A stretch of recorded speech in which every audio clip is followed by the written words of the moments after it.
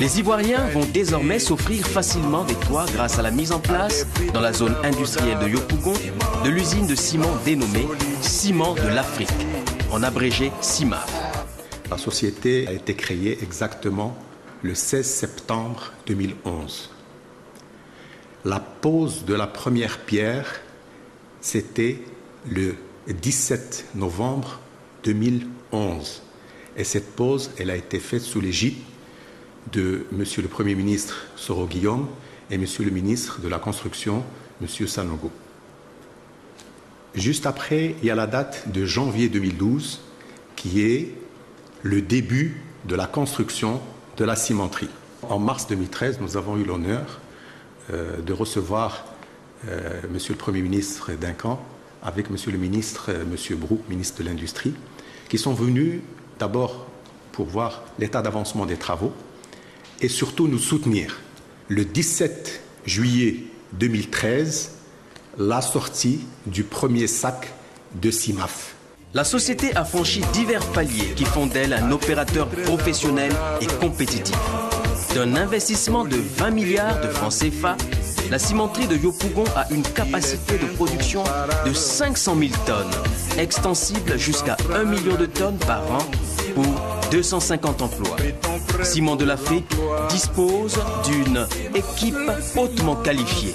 Elle a investi dans la formation de ses techniciens et ingénieurs, au nombre desquels figurent plusieurs Ivoiriens.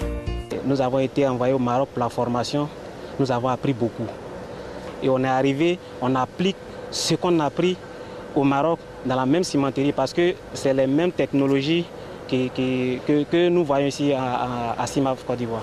J'exhorte mes amis ivoiriens à prendre le travail au sérieux parce que les étrangers sont venus investir.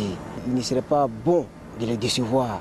Il faut prendre CIMAF comme son propre enfant et puis aimer son travail. Nous étions d'abord partis en formation. C'est suite à la formation, ils ont jugé bon de garder un et c'est moi qu'ils ont gardé.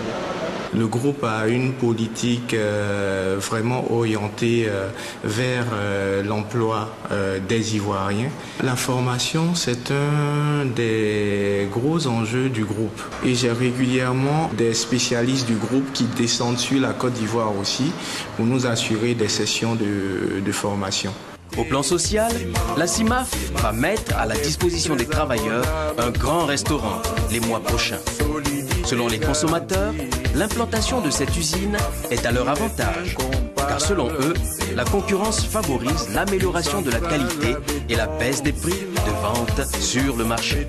La cimenterie se distingue par la qualité de ses produits et de ses prix accessibles à la grande masse.